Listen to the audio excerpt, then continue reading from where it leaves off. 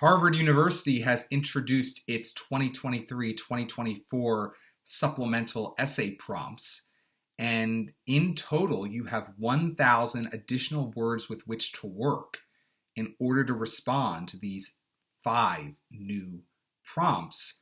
And so I want to dive in today with you how you can make the most of these 5 supplemental prompts on Harvard's supplement to the Common Application so that you can hopefully worm your way in to Harvard University in Cambridge, Massachusetts. By the way, my name is Craig Meister. You can learn more about me and my college admissions consulting services. I like to call them coaching services, in fact, because I am really a college admissions coach at collegemeister.com if you want one-on-one support through your college admissions process.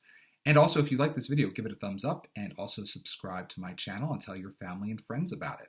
Let's dive right into Wake Forest University is a video I did just a few minutes ago. Let's dive right into Harvard's supplemental essay prompts for 2023-2024. Harvard has long recognized that the importance of enrolling a diverse student body. How will the life experiences that shape who you are today enable you to contribute to Harvard? You have 200 words to respond to this one.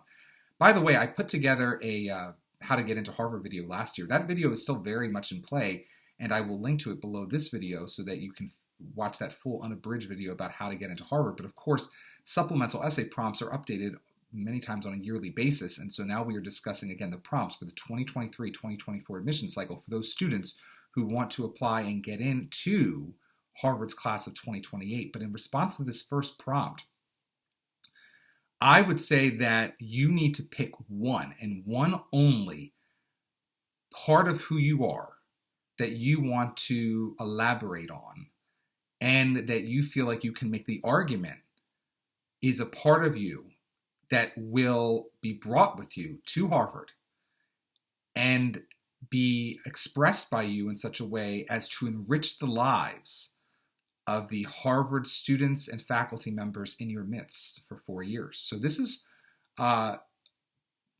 challenging question because most Harvard applicants have a lot going for them, and there's a lot of very positive contributions that they could make to Harvard. But when they ask you, Harvard has long recognized the importance of enrolling a diverse student body. The first thing that sort of rings in your head is, I got to talk about my religion, my race, my geography, my nationality, my sexuality, something that is intrinsic to my identity. But if you keep reading, you can see that they say, how will the life experiences that shape who you are today enable you to contribute to Harvard? That is a very key part of the prompt and therefore the question. You want to try your very best not to focus on an overriding part of your identity that's just with you forever, but rather an experience where you have in fact let your life speak, as it were.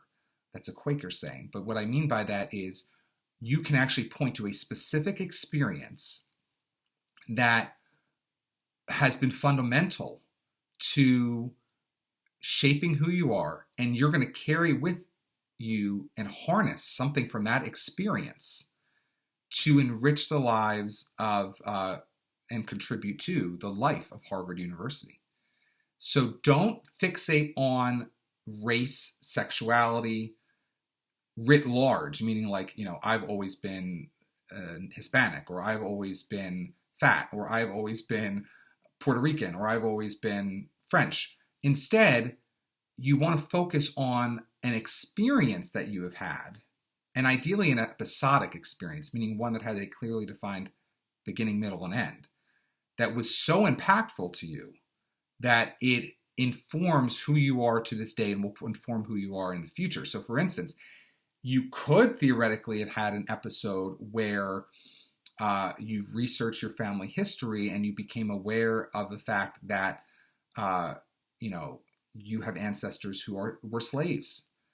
And that was very impactful to you, and learning about their stories and maybe how they found themselves in slavery and how where they were freed from slavery and what they did immediately upon getting out of slavery really was impactful to you, focused on the experience of learning about that and its impact on you in the days afterward and how it has informed your behavior since.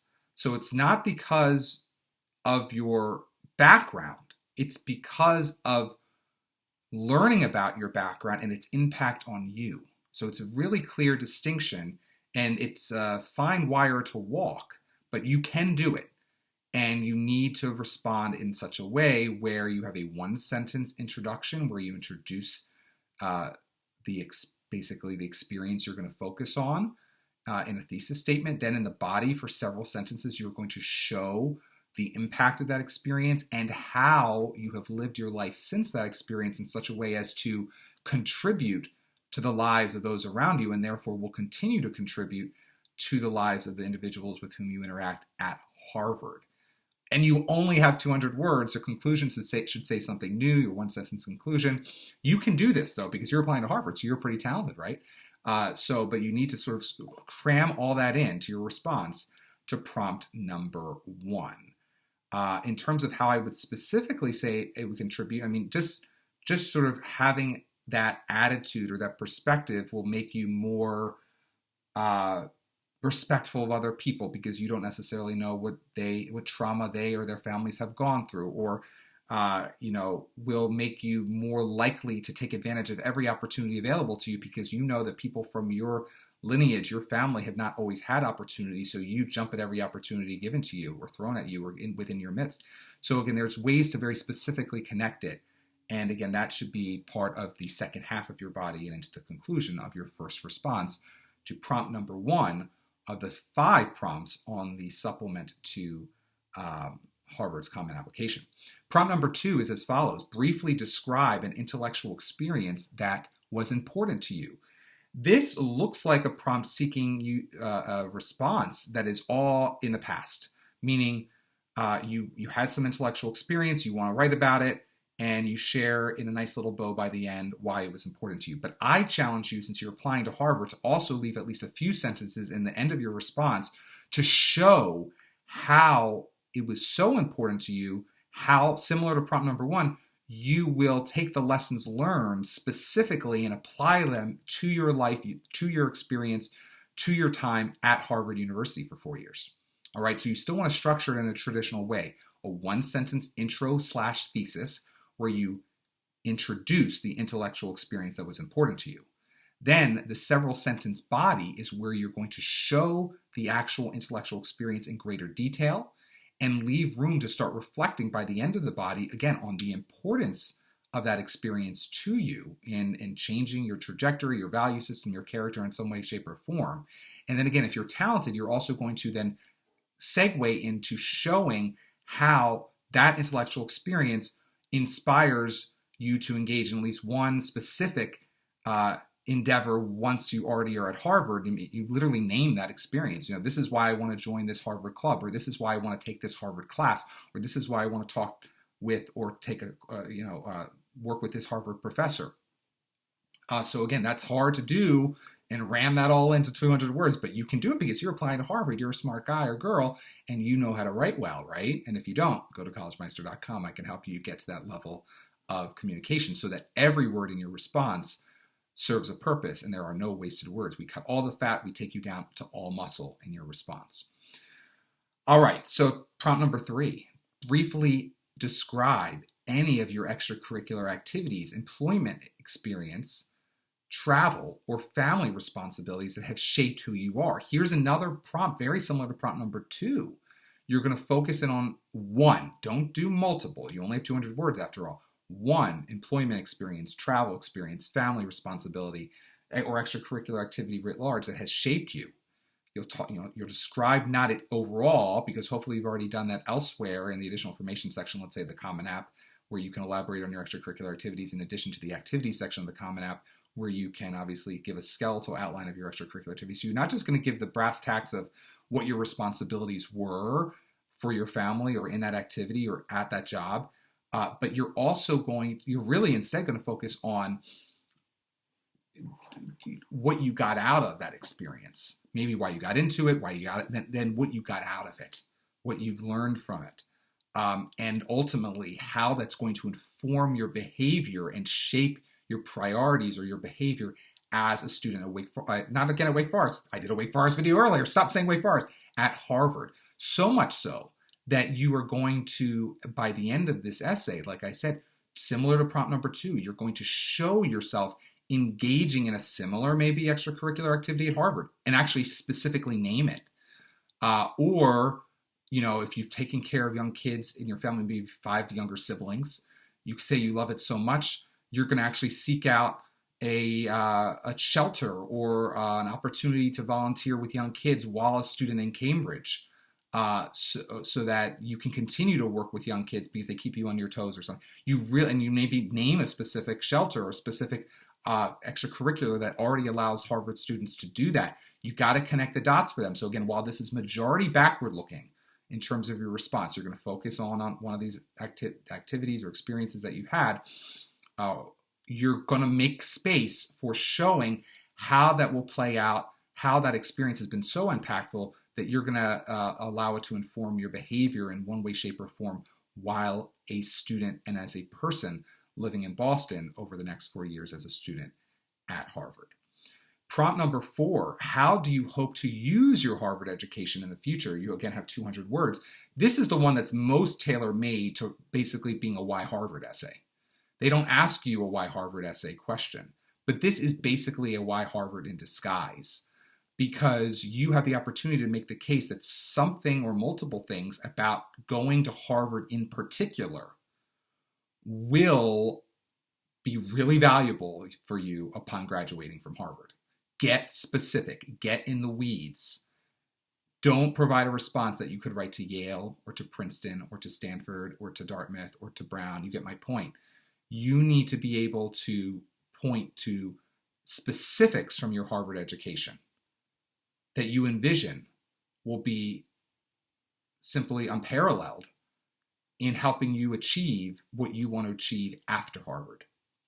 So in your response, again, structure it very traditionally, a 1-sentence intro/thesis where you summarize about what it is you're about to dive into, and those 1 to 3 specific Harvard details that you feel like are so important to your college experience, that are going to be so important for you to achieve what you want after Harvard, need to be discussed in greater depth within the body.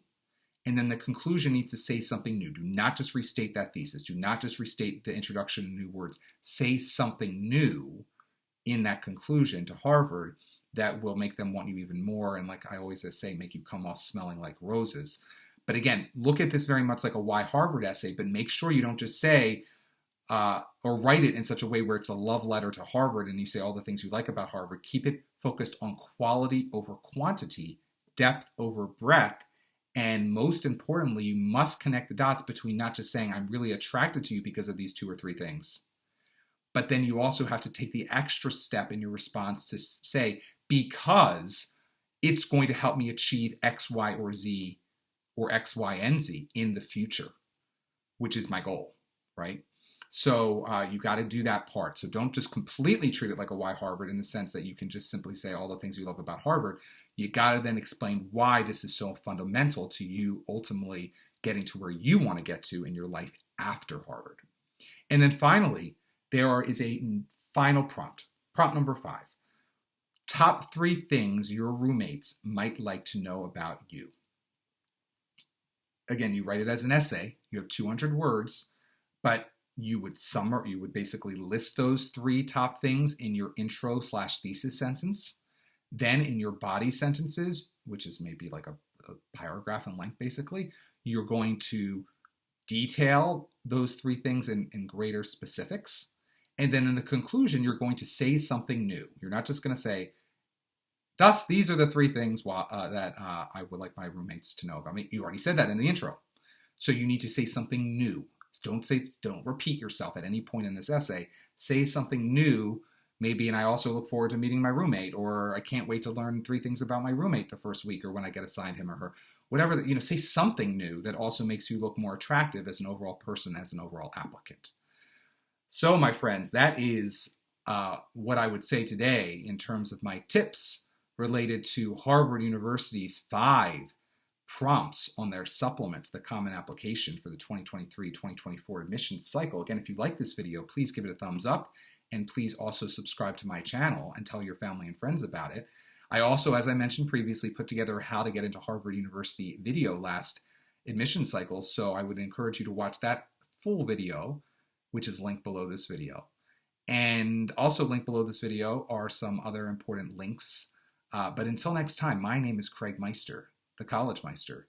You can go to collegemeister.com to learn more about me. I wish you the very best of luck on your quest to get into Harvard University.